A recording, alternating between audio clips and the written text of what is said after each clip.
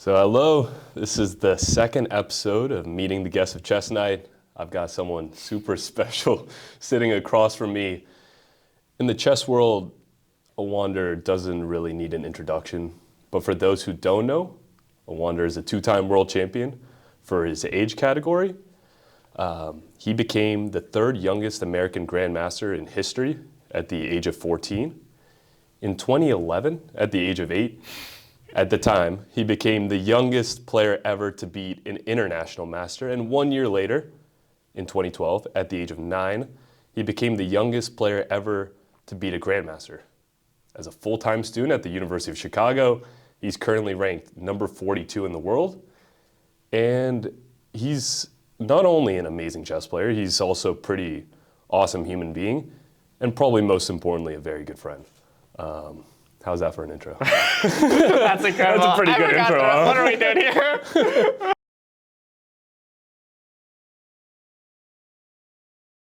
Of the time frame, you started playing at age 5. You became a grandmaster at the age of 14. Right. So everything that I'm going to talk about right now or ask you about is all going to happen within the course of like 9 years, and who knows how much of it you actually remember because it was at such a young age. Yeah. No, it's But what do you think led you? Because I assume in order to play so many tournaments starting off, and in order to get your ELO up or chess rating up so much in such a short period of time, what led you to dedicate just a lot of time to the game? Was it just something that you were interested in, and so you try to play every tournament that you can? Yeah, I mean, I think I did enjoy it a lot for starters. So I was just consuming a lot of information, and I was playing a lot. And I mean, obviously, like it's hard to do so much without like so much family support. Like my dad would drive me to tournaments like all the time, and it would just be like hours of driving on the road back and forth. So there was there's definitely a lot of support there, and I think it was pretty good. It's something I was pretty good at a young age, and something I really did like to do. I would read like the magazines like Chess Life and stuff like that. I remember chess.com used to have these articles that they would write. So like Silman, some other GMs would write them, and I would try to read like almost all of them. Yeah, I mean, I think it's just like anything else. If you kind of get immersed in it long enough, I mean, sort of like the best way to learn a language is to move to the country where it is. And I think for me, from a young age, it was like just a lot of chess immersion, and so it really helped me climb up pretty fast, I guess. Yeah. But you were born in Madison, Wisconsin, right? Right. And so my understanding is that honestly in the United States, outside of New York City, there aren't that many places that have tournaments consistently every weekend. And in order to build up your rating, you need to play a lot of tournaments, beat a lot of people, especially people who are higher rated than you. Can you kind of talk about the distances that your family took you at like such a young age to drive you places, to like have you play in tournaments pretty consistently, probably every weekend, would you say? Yeah, almost every weekend or every other weekend. Where would you go to play? I mean, it's like, no, I think it's only like recently I kind of understood how much, in the past couple years, how much it kind of took. It's like, yeah, we would play like everywhere. In Wisconsin, sometimes like in the Milwaukee area, there would be smaller tournaments. Then later it'd be like Iowa. I mean, Chicago, there was a little bit. And then, I mean, even like random places, Indiana, Ohio, which are like 6-8 hour drives, right? So it was pretty significant, I think. And obviously, like, you don't really get so far without all of that. So yeah, it was a big deal. And I think at some point, to play the nationals, some of them in like Texas or something. Right. And so we would go on like 12-hour family road trips. And so it would really be like, I mean, it really took a lot. And I mean, I'm very grateful for that. And yeah, I mean, it's just kind of difficult to find opportunities, but I mean, when there's so much investment, it was, it just took a lot, I think. That's all. Yeah. So you clearly had a very supportive family. That's right. awesome. Yeah. You had an older brother that enjoyed playing the game and was, at least for the first few years, higher rated than you. Someone that you could practice with, someone that you could potentially play against and learn from. Exactly. So that definitely helps out. But what people don't understand is that competing at chess tournaments at a young age is very, very different from any other activity. If we're playing basketball, for example, and I'm playing basketball at a young age, I'm playing against people my age group. Right. And I'm going and maybe I'm join an AAU team, and I like stand out because I'm like especially talented and very good, right? And then I play against people who are 2 or 3 years older than me to just prove how like talented I am and continue improving my game. But in the chess community, probably you start out playing scholastic tournaments, playing against people who are kids and roughly your age. But very, very quickly, if you start beating a lot of those kids, you start playing in open tournaments against adults for cash prizes. Right, yeah. Can you kind of explain that process and potentially like how exhausting that is playing like against people who are 50, 60 years old when you're like 7 years old? I don't think that's like easy for people to conceptualize. Yeah, no, well, the thing is, at that age, I wasn't really thinking about it like that. Right. So, I mean, in hindsight, of course, it's a little bit crazy. I think it's like, I mean, it might be exhausting. I mean, I think it's more exhausting for them, I'm just a 7-year-old kid. I was like running up and down the hallways, right? Just like waiting for them to move, like, just like running in circles. I mean, I think, honestly, I think life was pretty good back then. I mean, everyone has, their childhood and how it is. No, I think it is a bit whack in hindsight. Like, I mean, hearing you describe it. But I mean, at that age, it's really hard to conceptualize it. You just have, I was just playing chess and it's just something I enjoyed doing, and just like playing a game. So for me, I never really thought of it in those terms. And it's only kind of more recently when, I've kind of had more income from chess that I've been like, oh, this is actually like there's like some money on the line when I play. But I mean, back then it was like nothing. I'm not really thinking about it like that. Yeah. Do you have any funny stories from like that period of time of playing against someone who was much older? Maybe your parents told you about it. Oh man, I don't even remember. I mean, I remember I used to like, well, I mean, like any young kid, I think there were times when I would just be like a little annoying at the board. I mean, just like, I don't know, like sometimes I had food and I would just like play with it or something. Or and then like like I have some guys get like really cranky and mad at me. Just like but I mean it's all like water under the bridge now. I honestly do not remember, but I think yeah, I mean it's kind of crazy, especially since I played so much in this Midwest area. And so like a lot of the people I used to play against, let's say in Chicago, are still here. And so they'll tell me things like, like after I lost a game, like, how I'd be crying or everything like that, or, how I'd just be like, jumping up and down in the chairs or whatever. But I have to say, I really don't remember too much of it The adults myself. probably feel bad because they just made a kid cry. I know.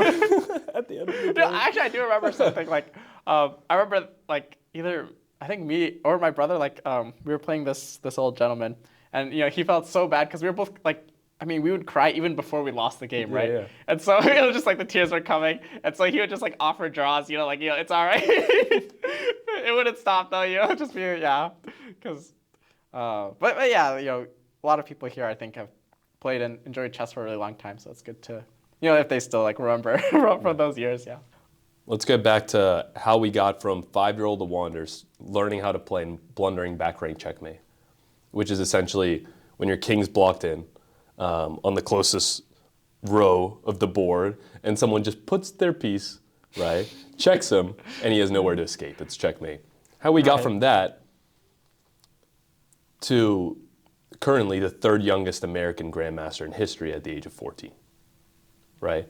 When did you realize that, hey, I'm not only pretty good, I'm not only very good by Madison levels, I'm not only very good by Wisconsin levels, I'm not only very good by the United States levels, I'm very, very good by world standards. Can you kind of talk about, I believe, was it at 8 years old?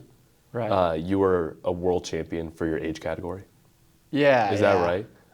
Can you talk about what was your rating at that time? How was that experience playing against people from all different parts of the world while you're 8 years old? Yeah. Yeah, that was way back. I think that was in Brazil. Okay. And that was the World Youth Under-8 Championship.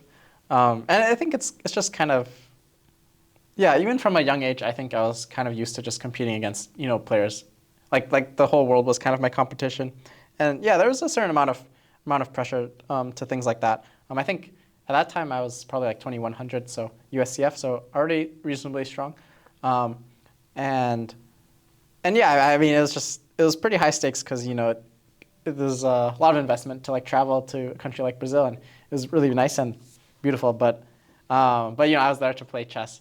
And actually, I kind of want to jump forward to the under 12 Okay. World Championship. That was And roughly, what was your rating at that point? Do you at that remember? point. Probably I was closing in on IM, or maybe I was IM already. Okay, so maybe not yet. international master, gotcha. But I remember I think I lost. I may have drew like an early game, or I lost a game later, and just being like so absolutely crushed. And like I think at that point my expectations were just like pretty high for myself. I think I would go into these things and I would expect to win and or at least get a medal. And then like recently, I remember looking back at like who was playing in my section, and I was like. It was like Alireza Firouzja, Nihal Sarin, Vincent Keimer, Noderbeck. Yeah, so to give like, some context, literally all the best current best juniors in the world right now. Man, like at that age, I was thinking like I think like maybe 10 of us became GMs by now or something. Yeah. And I was just like, like man, like I think at that age, I was like I would really like beat myself up for losses, it would like really crush me. But now like looking back, it's like it wasn't that bad. I was kind of competing against some pretty good guys. That's a crazy line. So I think like yeah, at that time, there was like, I think pretty quickly somehow I realized like, oh, I should be pretty good, and not only that, but I should try to aim for some pretty high standards. But it's only sort of been recently where I've been, a little bit more relaxed about it, and just sort of, like losing is okay as long as your overall progression is good, and these one tournaments don't really define so much. But yeah, I think at that age it's kind of hard because you're so young, you only kind of know like winning and losing, and it was kind of hard to bring it into context. And so there were like a lot of tears at that tournament, and I would like cry, and even I don't even know. I think it is one of the interesting things about chess, where you see like kids crying all the time, and the cost of making one blunder in like a single position, it can like ruin hours of work, and yeah, I think. I kind of lost track of the entire question, yeah. but no, I just I think in those days I felt so much more like short-sighted. Like everything was on one game, everything was on one tournament, and it probably wasn't as necessary at that time. So yeah, I mean overall I think I've probably been a little healthier about it, but it's just. I sometimes look back at those World Youth tournaments and I was like, man, like I played against some pretty good people there, Yeah. I mean, you played against the best in the world, essentially at that age group, and now this next generation of what will be the best players in the world as Magnus continues to get older, as Hikaru continues to get older. But don't feel bad about crying. I still cry every time you beat the crap out of me in a chess game. Oh, man. So I definitely understand that feeling. So. There's no formula for it, but in my mind, I'm thinking, obviously a supportive older brother, someone you can look up to who's a very good chess player, a very supportive family who cares about your love for the game and is willing to take you to all these different places just so you can get as much experience playing as possible. Obviously, the fact that you absolutely love playing chess, or loved playing chess for sure at that time. And then this idea of you're competing against the best players in the world, not only for your age category, but oftentimes you would just be playing professionals at a very, very young age. And so you're just getting experience and your expectations are just super, super high.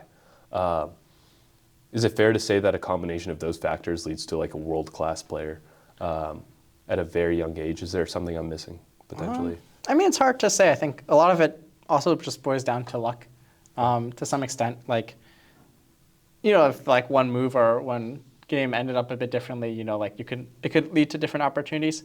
But yeah, I think. In what sense? I don't want to cut you off, but in what sense? Yeah, I mean, I think in general life boils down a lot to like circumstance, right? So, I mean, sometimes you do need to be a little bit lucky, and I think for sure I was in a lot of crucial scenarios, last rounds, things like that, and it really helped me out. But yeah, overall, I mean. I think it was just, it was a lot of time and effort. And I mean, that's kind of the same with, I think, almost everything, as long as you kind of have that sustained sort of level of support and work, then it generally does turn out well. Of course, for me, like I would kind of just wind up playing like video games for like months or years on end. And so it would kind of, I remember when I was first trying to get my GM title, I was like 13 or something. Mm-hmm. And then I would just, maybe 12, I don't know. But yeah, I think I got my first norm like pretty early on. And then like maybe for like 6 months or something, I'll just like play video games and do whatever. And then at some point I was like, oh man, like what am I doing? I should like like focus for a bit or something. So yeah, actually like pretty shortly after like then I got the GM title. So I mean it's like it's up and down. I think it's not like it's kind of like everything. It's not like a linear trajectory.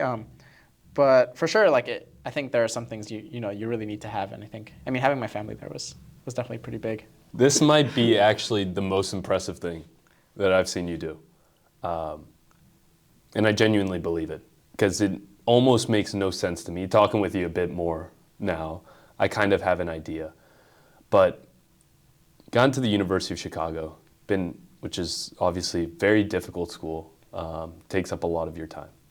Right. As a full-time student at the university, since you've begun, you've gained 100 rating points.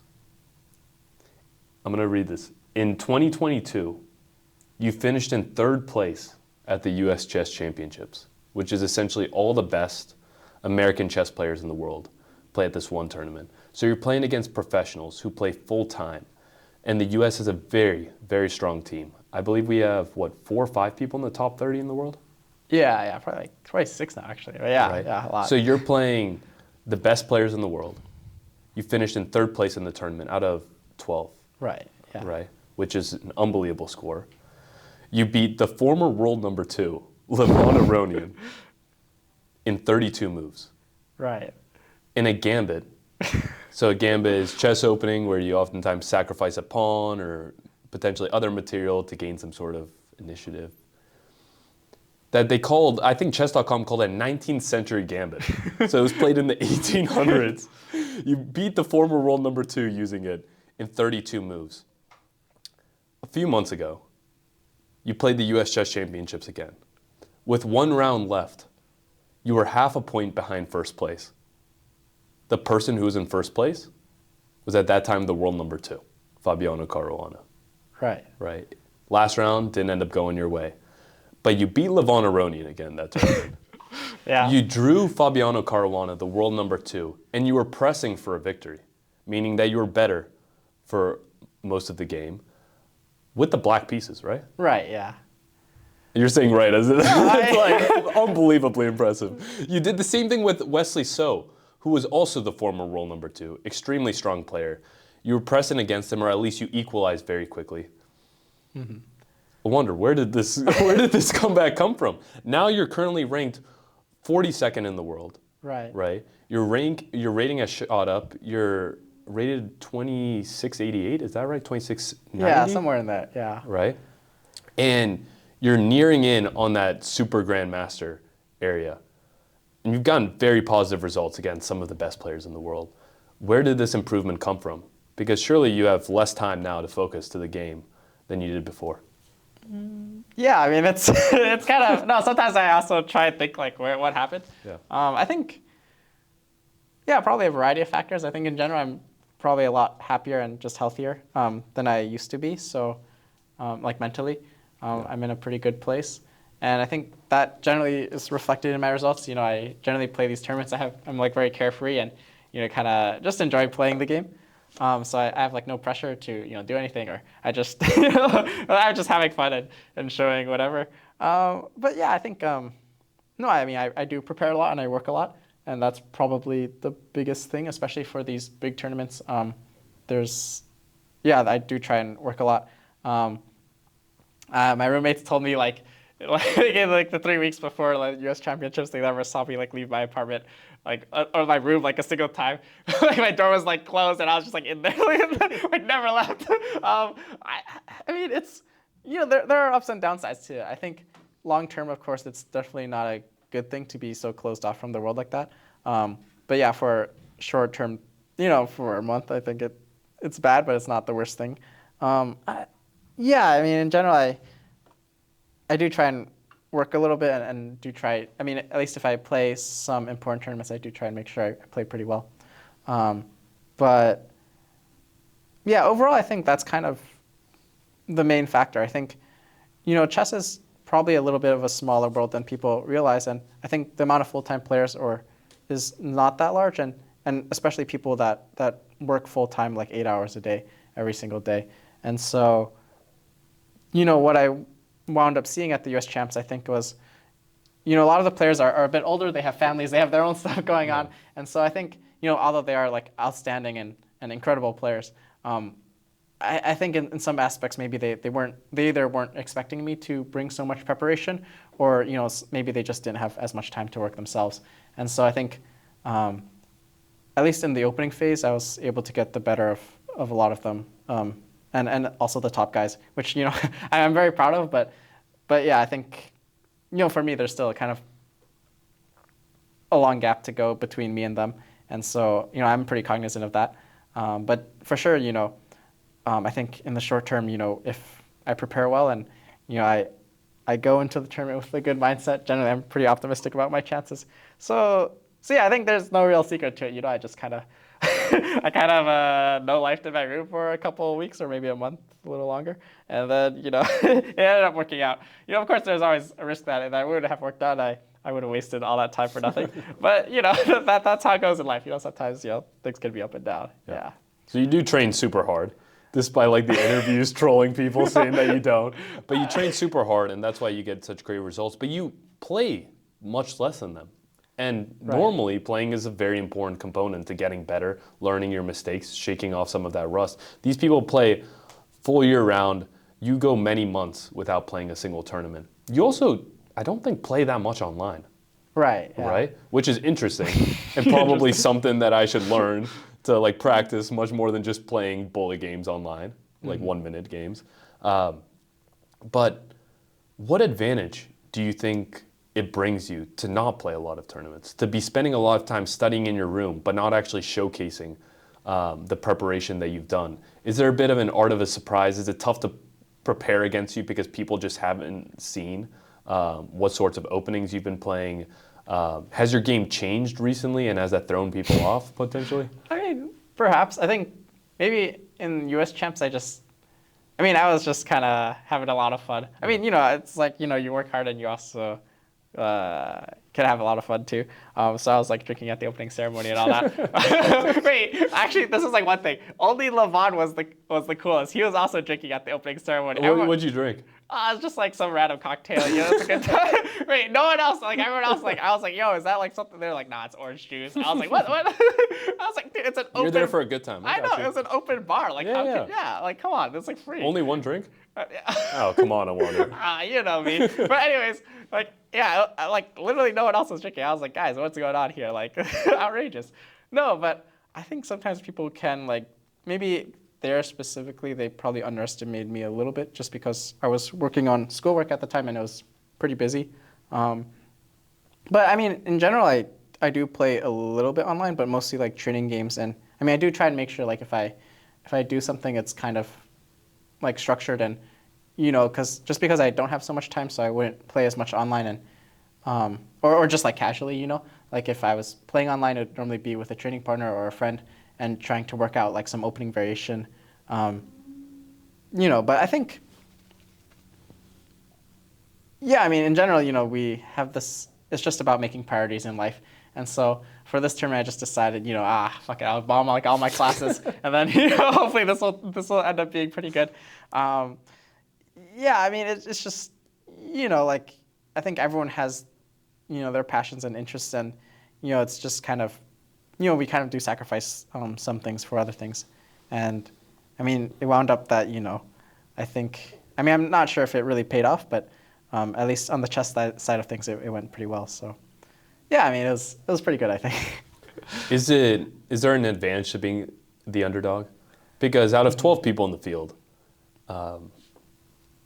you were ranked 9th, is that right? Yeah, probably. 9th or 10th right. Before the tournament started. Is there an advantage to that? Do people feel like they have to press and beat you because you're one of the lower ranked players? And does that give you any room to potentially counterattack when they slip up? Yeah, I mean, perhaps. I don't know so much. I think maybe there's a little bit less pressure, like you have to create some chances. But in general, I don't really... Yeah, I mean, we'll see next year. I think hopefully by then I'll be a little higher ranked and maybe I'll have a harder time creating chances. But I think in general, in a lot of games, I was getting good positions and sometimes I wasn't really converting them. Sometimes I was. But in general, I don't think it should make so much of a difference. I think as long as you play well, like generally the results should come, and if they don't, then maybe it was just like not really that lucky in that particular instance. So yeah, for me, mostly it's just about like training a lot and focusing during tournaments, and as long as that goes well, then everything else should kind of follow. Fair enough. Future world champion. We're No. coming for you. Yes. No. Say it. Face the cameras. We're coming for you. I'm not so ambitious. Yeah. So, you're a very fast chess player, Maybe, yeah. in my opinion. All right. I've seen you finish games with more time than you started them with, which for an opponent must be the worst feeling in the world. Like, there probably isn't anything worse than seeing that the game's over and your opponent literally has more time than they started with. And the reason that's even possible is because in certain tournament formats, you get this thing called increment, which means that each time you move, you gain an additional, let's say, 30 seconds. Right. So you essentially played the game averaging less than 30 seconds per move. Right. So that's my way of saying I want to ask you some rapid fire questions. Oh, So no. isn't Oh, that, no. oh yeah, I'll what a have to think about setup. it. Come No. on. Let's go. Let's see how fast Oh, that brain man. truly is. Uh-oh. All right, let's do this. All right. Biggest life skill chess has given you? Life skill. I don't know. Probably nothing. I'm not sure. I don't think That might be there's the best answer I've heard. That's great. All right. If you could instruct any beginner to focus on one thing, what would it be? Opening, middle game, or end game? And what inside that part of the game? Probably the end game first. I think just start from the basics, the simple stuff. Lock in those early checkmates. Yeah, the end game. Gotcha. So because a lot of people spend a lot of their time memorizing openings, you're just saying you got to know how to finish off your opponent when it comes to it. So you're a very big proponent of just really getting your end games down. I mean, I think the thing is I had like a pretty Soviet background when I was growing up. Yeah. Just learning chess and stuff, and so it was really emphasized Gotcha. from a pretty young age. Gotcha. Do you have any resources that you'd recommend for the Not- beginners listening? Not really. I think Silman's endgame book is good. Oh, that is but- a classic. I mean, the best way to get good at endgames, I think, is just losing like a shit ton of endgames. And so Yeah, people are gonna love hearing that. just lose a lot of end games if you want to get good. No, then I lost like dozens and dozens of endgames, and then at some point I was like, wait, I could start winning these guys. So yeah, but I got better at them. Okay, one more. What is your favorite psychological trick to do on your opponents when you're playing a game? I can't reveal some of these. Okay. Okay, all no. No, if you can't, we'll edit it out. There's some good ones though. There's some good ones. So sometimes at these like open tournaments, I mean, Yeah. even like in like closed events, invitational stuff like that. Like sometimes sometimes they'll have like pens out for you, right? And so if I realize like my pen isn't working, I'll like swap it with my opponent's pen, and that way like I just like the amount of joy I get. Like they start like writing with their pen, And it's so, just like, not working It's just at not all. working. I'm like, yes, they have to go get a new one. It's so funny. I actually had a genius one recently. I was like my chair was like busted, like one of the legs was just not working, or like there's like some of the metal parts were like just like hanging out or something. So I was like, wait, let me swap my chair with my opponent's chair. It was like genius. And then like I feel like it's the same trick, just different objects. I Huh? know, that's true. I only have one trick. One trick, but it's genius. Like he sits down, he's like if they show up late, like the clock's already started, and then they can't like get another chair, right? They're stuck with it. So it's like It's just busted chair they're just thrown them off. uncomfortable for the whole game. It's genius. That's probably my top one. It's just I get so excited every time my pen's not working. I just know like I'm about to collaborate with it. Anyway, yeah, I probably should have said that, but next time my opponent's pen isn't working, just know, it was probably me. Yeah, it seems like you're a joy for the chess community. You go to tournaments, eat all their food, drink all their booze, and then just like switch out all of your broken equipment for theirs. That's pretty I know. good. I'm real big on the sportsmanship. That's a pretty good deal. Exactly. So we tested your speed, and you failed. Right. Now we're gonna test that GM strength. Oh right? no. The mental strength. All right. So I'll need you to turn around for a second. All right. Pause. Okay. All right. What I'm gonna do is I'm gonna set up two positions that you've had at some point. No, turn around completely, Awonder. You don't want any cheating. This is a fair place. I mean, come on. I'm gonna set up two positions that you had at some point in your chess career, right? I'm going to Oh, name wow. the pieces and where they are on the board. You won't be able to see the pieces. You won't be able to see the board, right? And obviously, we didn't talk about this beforehand. You have no clue at all which games these are coming from, Okay, right. right? Let's see how good your memory is. So I'm going to set up this first position here.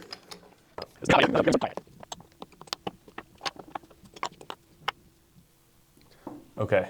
And to give you context, this isn't the final position. This isn't. It isn't. All right, all right. And so if you remember the game, you'll also have to tell me what was the next move that was played, right? Okay. You're playing with the white pieces. Keep that in mind. All right, that's helpful. White has a pawn on A2, a pawn on B2, a knight on C3, a king on F2, a pawn on E4, Oh, I know this a game. pawn on... Wait, this is my game against the mod.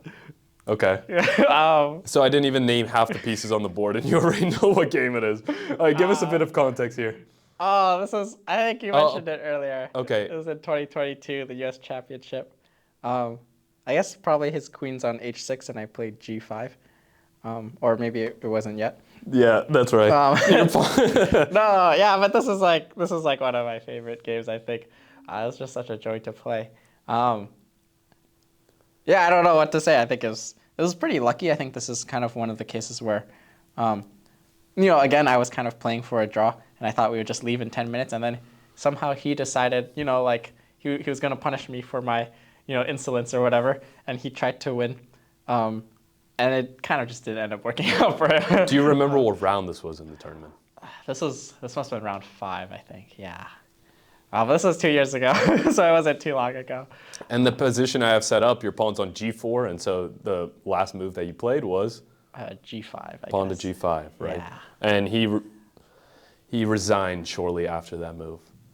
Yeah, I think he resigned there. So pretty good memory from 2 years back. Not bad, not bad. Thank you. To be fair, I did only set up half of White's pieces. I didn't even set up like 75% of the pieces, and you already knew which move was going to be the next move played.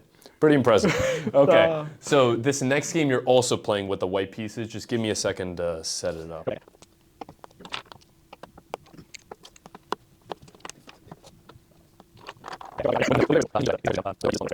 Okay, so let's start off with the white pieces again. And I'll start off with pieces of least significance to most significance. So white has a pawn on A4, a pawn on D5, E5, G2, H2. Wait, sorry. E4, E5, D5? No, white has a pawn on A4, D5, E5, G2, and H2. So A4, D5, E5, G2, H2. Yeah. Okay. White has a bishop on E6. What the? Okay. White has a rook on F1. White has a queen on D1 and a king on H1. Okay.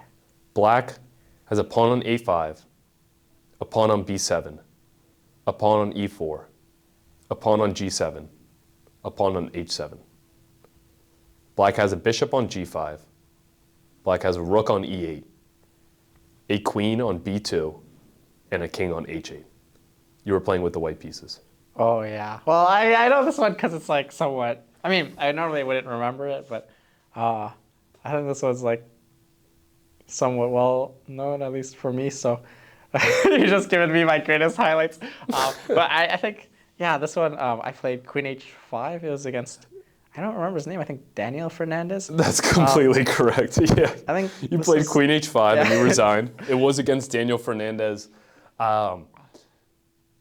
Keep going. Do you remember yeah, the tournament, the year? Yeah, it was 2011 U.S. Open. I guess I was That's like 8 correct. years old. Yeah, so that was 13 years ago. But no, I mean, it just, yeah, no, but I think this one, yeah, this one, I don't even think I remember so much from that game. Like, it wasn't so remarkable to me, and then only later I was like, oh, wait a minute, this guy's like kind of good at chess. But yeah, somehow I think it was a one move blunder for him, and it ended up being pretty lucky for me. But yeah, that's the thing, it's just, one of those things I think was not so remarkable, but then later I ended up like revisiting this game and I was like, wait a minute, yeah, it was pretty special, yeah. So you have a lot of games in your highlight reel, right? To choose from. I would say so. To choose from. Yeah. Do you know why I chose this one?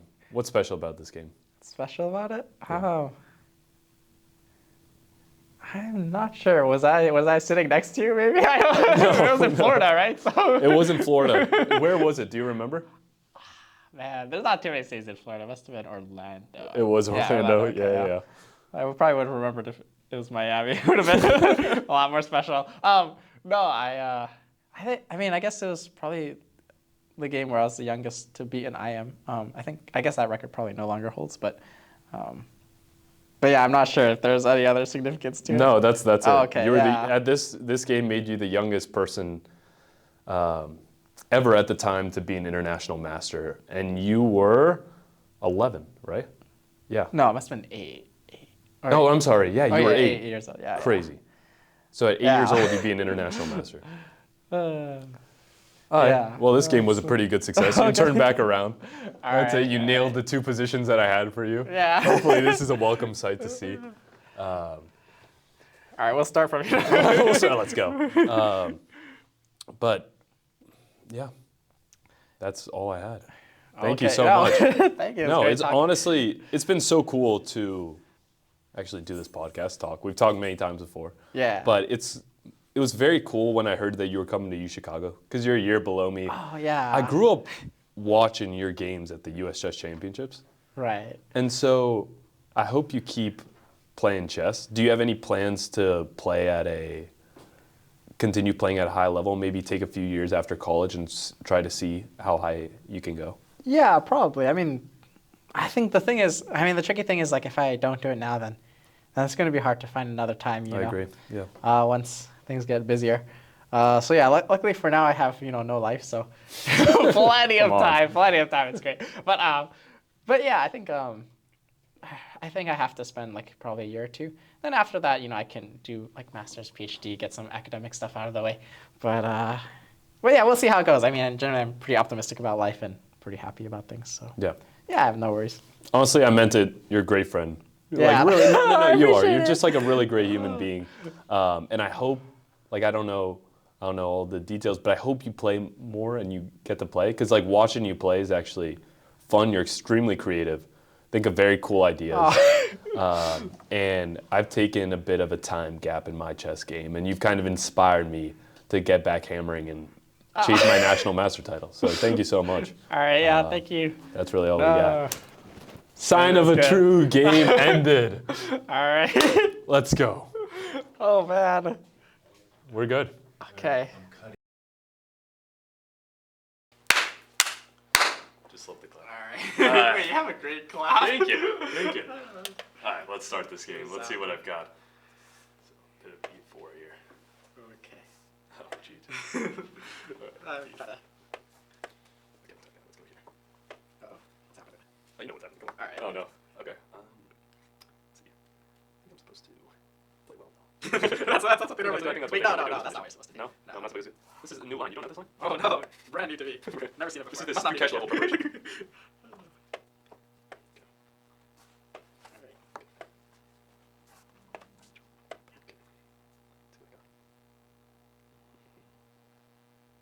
Right where I want you. Exactly. Cooked. It's over. Bro, so good. You do bear a good resemblance to my guy, Sylvian Philippe. You want something? Nah, you're way more shredded than him. Wait, yeah, I feel like we should talk about this. What's your gym routine? Oh, wait, I saw your record the other day. I started hitting legs. Oh, shit. Wait, you were hitting legs? What? You started hitting legs? Yeah, it's like a very recent thing. Oh, okay, I see. Yeah, I'm not proud of it. You're not I typically don't openly say that I hit legs, but it is something I've started to do. Oh. What do you do? Oh, I don't go Do you still anymore. do the back thing? No, I do not. You don't? I gave up on it temporarily. Really? Yeah, so for context, I was like trying to do like a 1 pull-up. This was like my life goal at the gym. Wait, did you ever end up doing the pull-up? Not yet, but at some point. We gotta get you big. Wait, see, that's the thing. Like, wait, I actually like maxed out the leg press extension machine. I was really proud of that. Like, I think, okay, it doesn't go with that. I need like 400 pounds. But anyways, yeah, I can't do a single pull-up, so Holy smokes. probably can't anymore. But yeah, I don't know. I think you can. Probably still can. There's something up with your form For the pull-up. pull-up. Oh, for doing a pull-up. I don't know. It's just hard. I think also my arms are weak. So one of those things. Okay, let's see what I got. My disposition starting to decay very rapidly. No, it's fine. Yeah. It's definitely not going to be a positional masterpiece that I'll have to remember for too many years moving forward. Okay, let's see. But yeah, if you have pull-up tips, you know. I think you told me to do like seated rows or something. That's pretty good. Yeah. No, I feel like with the gym, the struggle is like you have to go like every week, you know. It's just like I step up once and then it's like I have to get back into I think that's part of the motivation, right? Oh, the pull-up or like going every week? Going every week. That's like part of the grind. Yeah, exactly. It's okay. I'll lock back in on the pull-up, and then I'll. Yeah, that was what I was afraid about. Good job. Just feel like that makes sense for the position. Okay, so. Oh no, what happened with my time? I don't know. I disappeared. I was yapping about the gym. So that's how I got you. Psychological traits you didn't tell me. I know. That's the easiest one. I was like. Get me going on my gym routine. Exactly. Oh no, that's what I do here. Xbox. Okay, let's try this one. Ooh, I did not know these games like that. I know. Sometimes I just try and make moves that are so bad they confuse my opponent. You know. So that's what's going on. Ow. Oh no. Oh no. Whoa. Yeah. Oh, smokes. Ooh, wait a minute. The pieces just aren't on the right squares. No, you're doing great. You're doing great. But 19 seconds left. Oh boy, I gotta speed up. Not a proud performance. Okay, I guess I should just. I want to be fancy. Okay, let's be a little fancy. Let's see what 19 seconds we got. Wow. Okay, let's go here potentially. And then here. Oh wait. Ah. Oh boy, yeah, I forgot that one. Oh no. Alright, let's keep going. Okay. Just to show good sportsmanship. How do I do this? Okay, I guess I'll go here. Don't forget the palm save. Oh boy. Good game. Games. Nice. Okay. Oh boy.